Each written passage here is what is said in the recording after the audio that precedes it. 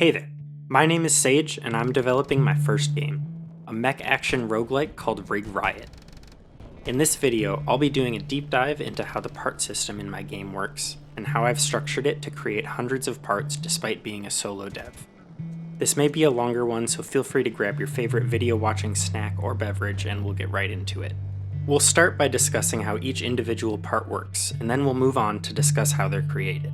In Riot, there are 8 types of parts that you will equip to your rig. The outer parts, visibly equipped to your rig, are heads, torsos, arms, legs, and backpacks. The inner parts, which you cannot see, are your boosters, target acquisition systems, and generators. Each individual type of part has its own unique stats that determine the strengths and weaknesses of your rig. We'll start from the top, your rig's head. The head is an outer part, so it contains a portion of your rig's health and resistances. Health is your standard health value, and resistances are the armor that you have against various damage types. Additionally, like most parts, the head has both an energy load and a weight value. These are less like stats and more like costs. To equip a part, your rig must generate enough energy to support that part, and your rig's leg parts must be strong enough to carry that part. We'll come back to energy load and weight as we discuss the parts that provide those stats, but for now you can assume that pretty much every part has these 2 stats. Okay, now that the general stats are out of the way, let's go over the unique stats provided by the head part. Heads provide missile retargeting range power and multi-lock range power. Missile retargeting range power modifies the distance that a missile without a target will search for a new target if its initial target was destroyed, or if the missile was fired without being locked onto a certain target. Multi-lock range power modifies the area around your focused target that is searched for additional targets when you activate multi-lock. Without multi-lock, your missiles will all target the same enemy. Now, I mentioned that both of these are modifiers. For any stat in Riot that is a modifier, you can treat a value below 100 as a reduction from the default and a value above 100 as an increase over the default. For example, a multi-lock range power of 70 means that a missile's multi-lock range will be 70% of its default, whereas a multi-lock range power of 120 means that it is 120% of its default. Do note that a modifier below 100 is always worse. In the case of a stat that you want to be lower, a modifier below 100 will cause that value to be higher. This comes up for the next part type, so keep an eye out. Next up, we'll discuss your rig's torso. As the central piece of your build, it's pretty important. Let's get into its stats. First off, it has all the same standard stats as the head part: health, resistances, energy load, and weight. I won't be mentioning these for each part anymore, but I thought one reminder would be worthwhile. As for unique stats, the torso has several: booster efficiency, generator output efficiency, and generator recharge efficiency. Booster efficiency is a modifier on the cost of your rig's dash and flight boost. This is a case where a higher efficiency stat causes your dash and flight boosts to be cheaper, thereby allowing more time flying or more dashes before your energy runs out. Generator output efficiency is a modifier that affects your rig's energy recharge rates and energy recharge delay. Generator recharge efficiency is then a modifier on the rig's energy recharge delay. Now onto arms. If you've come from the Armored Core series like myself, you may expect that your arms affect how heavy of weapons your rig can hold in its hands. Due to the roguelike structure of Riot, this is not quite an option. I'll discuss the solution I opted for later in this video. The unique stats on arm parts, then, are recoil control and melee aptitude.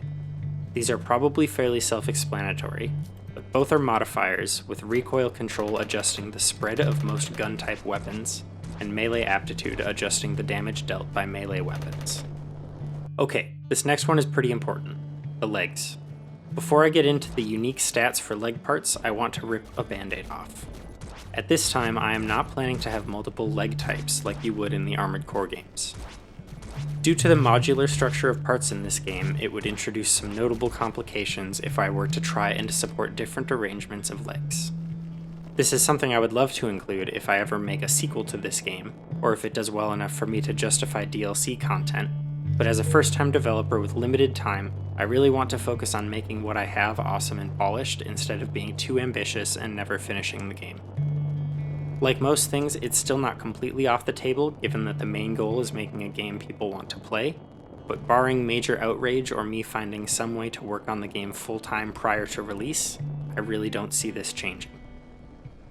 Okay, with that out of the way, let's talk about the unique stats on your rig's legs. Legs provide load limit, dash power, jump height, and turn speed. Load limit is what determines the maximum amount of weight that your rig can support without being drastically slowed down. You do have the option of deploying while over your weight limit, but you will find your mobility severely reduced. Dash power is an adjustment to your dash boost that is applied while your rig is on the ground. Basically, your rig will go a bit further when starting a dash from the ground. Jump height is exactly what it sounds like, the height your rig can jump to. Lastly is turn speed. Turn speed combines with your rig's overall weight stat to affect the speed at which your rig can turn around. At this time, there is no quick turn mechanic.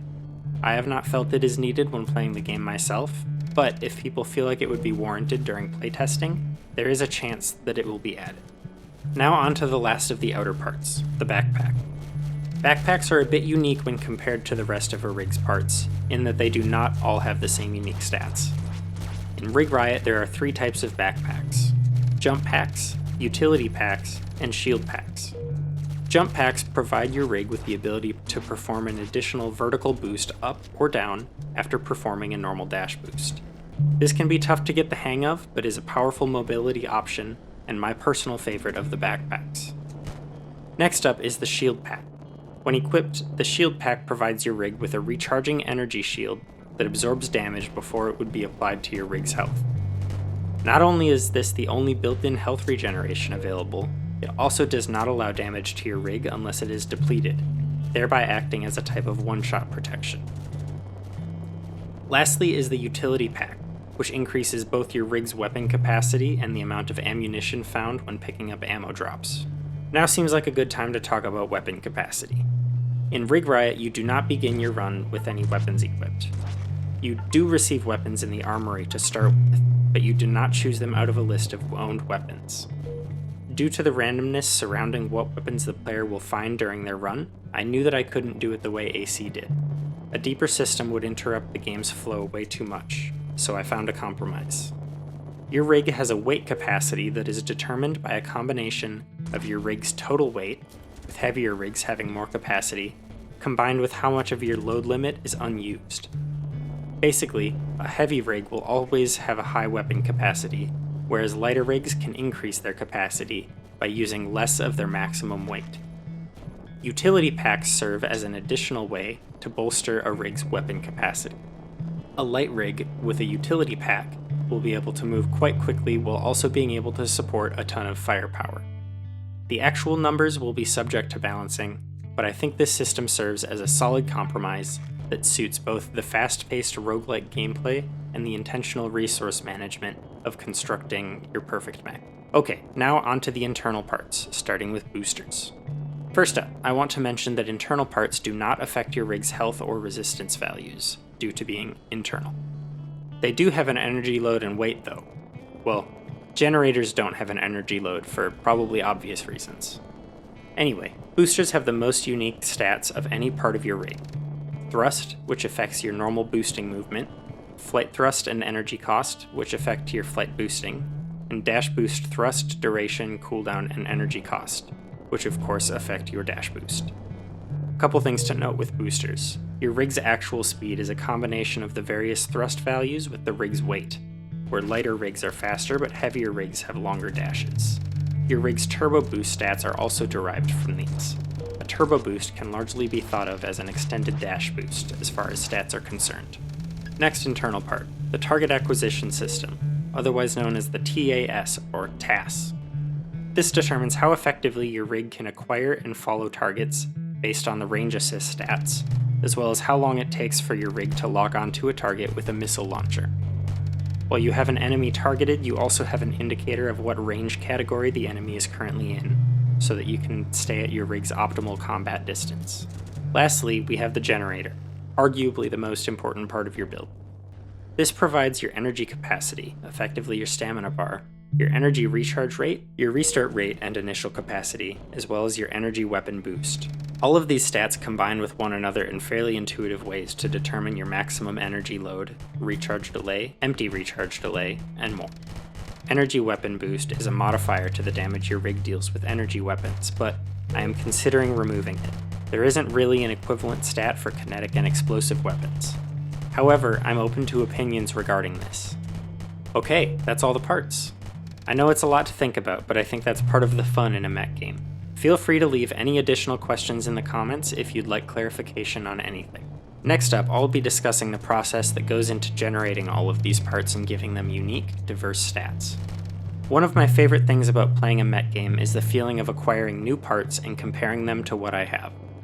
I love tinkering and changing my mech to get it ever closer to perfection. However, when I was playing Armored Core 6, I found that one of the things that kept me from feeling engaged at the end of the game was knowing that I had found every part. There was no more novelty, no new stats to compare, and so I knew I needed a solution for this in my game. I immediately looked to Borderlands, a game with millions of guns, for inspiration. In Borderlands, a gun is constructed of several parts, each with their own unique stats and visuals that combine to create a weapon. I thought, why can't I do that with mech parts? And well, nobody stopped me, so I did.